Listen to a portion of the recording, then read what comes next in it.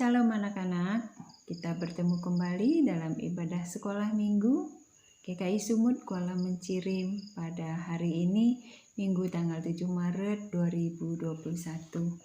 Sebelum kita memulai ibadah kita, mari kita bersatu di dalam doa. Kita berdoa, anak-anak juga ikut berdoa ya. Mari kita berdoa. Segala puji syukur kami naikkan kepadamu Bapa. Tuhan tetap pelihara kehidupan kami, Tuhan tetap memberkati kami, memberi kami kekuatan dan kesehatan. Saat ini Bapa, kami akan membaca dan juga akan merenungkan firman Tuhan. Mari Tuhan, Roh Kudus pimpin kami, berkati kami.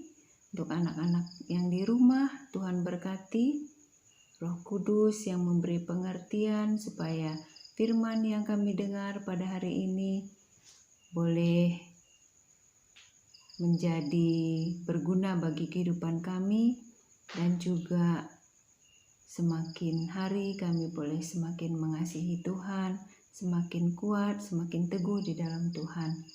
Juga hamba-Mu yang akan menyampaikan firman-Mu, urapi hamba dengan Roh Kudus supaya apa yang hamba beritakan betul-betul adalah yang berasal dari Tuhan saja, Roh Kudus yang bekerja dalam hati hamba. Terpuji Engkau Bapa di surga, dalam nama Tuhan Yesus kami berdoa dan mengucap syukur. Amin. Anak-anak, pagi hari ini kita akan membaca firman Tuhan. Anak-anak besar nanti kalau setelah selesai Ibu bercerita tentang firman Tuhan pada pagi ini, membacanya di rumah ya, membaca Alkitab. Bahannya dari Matius 9 ayat 18 sampai 26 dengan tema kita semua ditolongnya. Anak-anakku yang dikasihi Tuhan, kecenderungan manusia dalam memandang sesamanya sering membeda-bedakan. Misalkan status sosialnya, ada juga yang mungkin jabatannya. Semakin terhormat jabatannya, barangkali manusia mungkin memandangnya lebih terhormat. Itulah manusia. Tetapi bagaimana dengan Tuhan memandang manusia? Kita akan mendengarkan cerita kita pada pagi hari ini bahwa Tuhan tidak memandang dan tidak membeda-bedakan manusia. Dia memandang manusia, menolong manusia, semua sama. Dan kita masuk dalam firman Tuhan yaitu Matius 9 ayat 18 sampai 26 dengan tema kita semua ditolongnya. Maksudnya ditolong Tuhan. Anak-anak, kita akan mendengarkan firman Tuhan pada pagi hari ini bahwa ketika Tuhan Yesus mengajar orang banyak orang yang mengikuti Tuhan Yesus. Ketika itu juga ada seorang yang datang kepada Tuhan Yesus, yaitu dia adalah seorang bapak kepala rumah ibadat. Kepala rumah ibadat ini dia untuk mengurusi bagaimana ibadah di gereja. Jadi kepala rumah ibadah ini adalah orang yang terpandang, orang yang dihormati, orang yang disegani. Dia datang kepada Tuhan Yesus dan memohon kepada Tuhan. Dia bersujud kepada Tuhan dan berkata kepada Tuhan Yesus, "Anakku perempuan baru saja meninggal. Tetapi datanglah, letakkanlah tanganmu di atasnya, maka ia akan hidup." Anak-anakku, kepercayaannya kepada Tuhan Yesus, imannya kepada Tuhan Yesus sungguh sangat luar biasa. Dia berharap bahwa Tuhan Yesus mampu menghidupkan anaknya yang sudah meninggal. Nah, apa yang direspon oleh Tuhan Yesus? Tuhan Yesus merespon dia. Tuhan Yesus menanggapi permohonannya dan ikut bersama-sama dengan dia ke rumahnya. Ketika di dalam perjalanan, ada juga orang yang mau mengharapkan pertolongan Tuhan, yaitu ada seorang perempuan yang sudah 12 tahun sakit pendarahan. 12 tahun sakit pendarahan, tentunya dia sudah lemah secara fisik dan juga dia diasingkan. Tidak mau orang dekat-dekat dengan dia karena menurut mereka sakitnya itu najis. Jadi orang banyak tidak mau dekat-dekat dengan perempuan ini tadi. Perempuan ini tadi juga datang kepada Tuhan Yesus. Dia mengharapkan pertolongan Tuhan. Dan dia berkata, asal ku jamah saja jubahnya, pasti aku akan sembuh. Dengan keterbatasan fisik, dengan kesehatan yang menurun, tidak begitu sehat, dia berusaha untuk mendekat kepada Tuhan Yesus. Orang banyak juga ikut bersama-sama dengan Tuhan Yesus. Tentunya dia sangat payah, sangat susah untuk mendekati Tuhan Yesus karena begitu banyak orang yang dekat dengan Tuhan Yesus. Tapi dia tetap berusaha.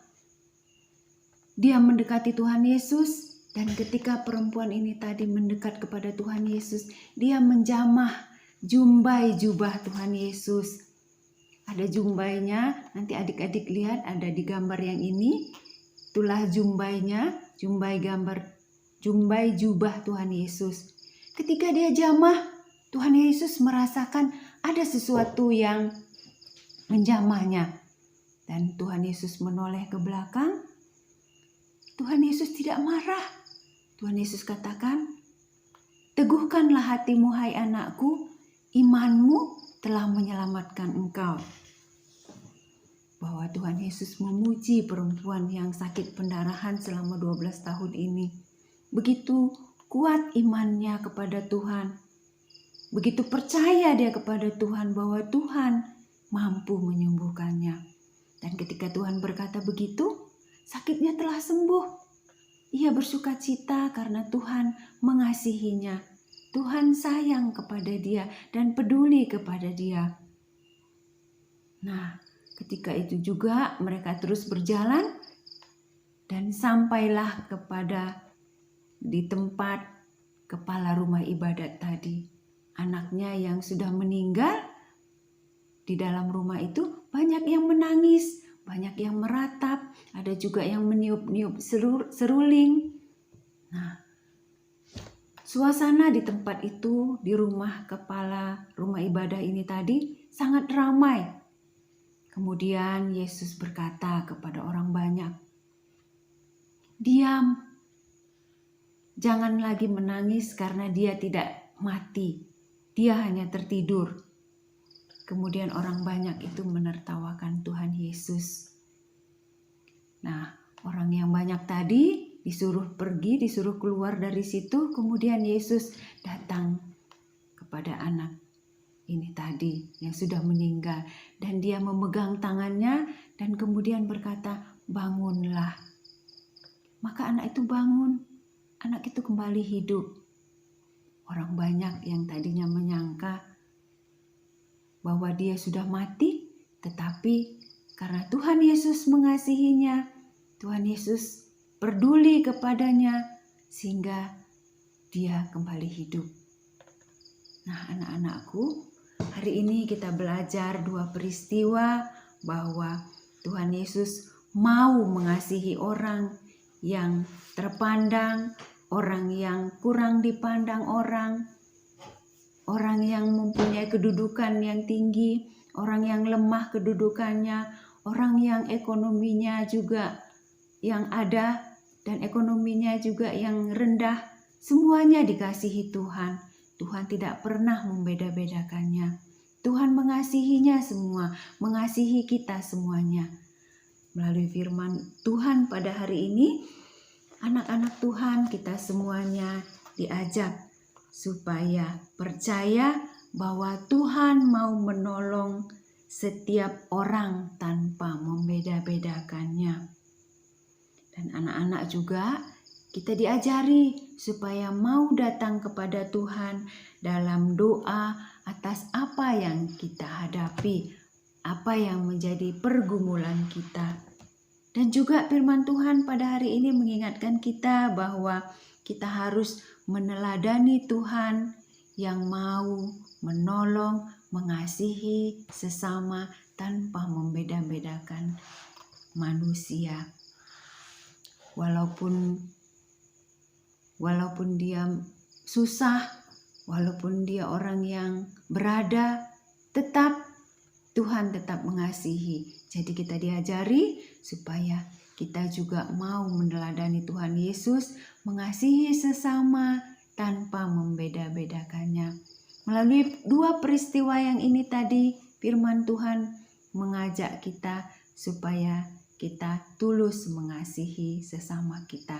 Karena Tuhan Yesus sudah terlebih dahulu memberikan contoh, memberikan teladan kepada kita. Anak-anak di rumah juga mampu untuk melakukannya. Kita mohon pertolongan Tuhan, pertolongan Roh Kudus, sehingga kita dimampukan untuk melakukannya. Firman Tuhan pada hari ini sampai di sini. Kiranya anak-anak Tuhan lebih taat, lebih setia dalam melakukan kehendak Tuhan. Mari kita satu dalam doa. Bapa di surga, kami bersyukur kami boleh mendengarkan firman Tuhan pada pagi hari ini yang mengingatkan kami supaya kami juga mampu untuk mengasihi sesama kami tanpa membeda-bedakan manusia. Karena Tuhan sudah lebih dahulu mengasihi kami manusia tanpa membeda-bedakannya.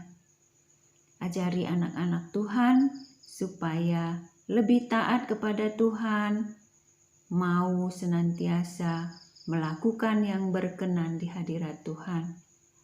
Berkati kami semua Bapa, berkati anak-anak Tuhan yang di rumah, berkati dalam pelajaran mereka, dalam pendidikan mereka, berikan semangat sehingga walaupun dalam pandemi COVID ini mereka belum bisa sekolah, tapi biarlah mereka juga boleh diberikan semangat yang baru untuk tetap belajar dan tetap mengasihi Tuhan. Terima kasih Bapa di surga, Roh Kudus pimpin kami agar kami mampu untuk melakukan firman ini seturut dengan kehendak Tuhan. Dalam nama Tuhan Yesus kami berdoa dan mengucap syukur. Amin.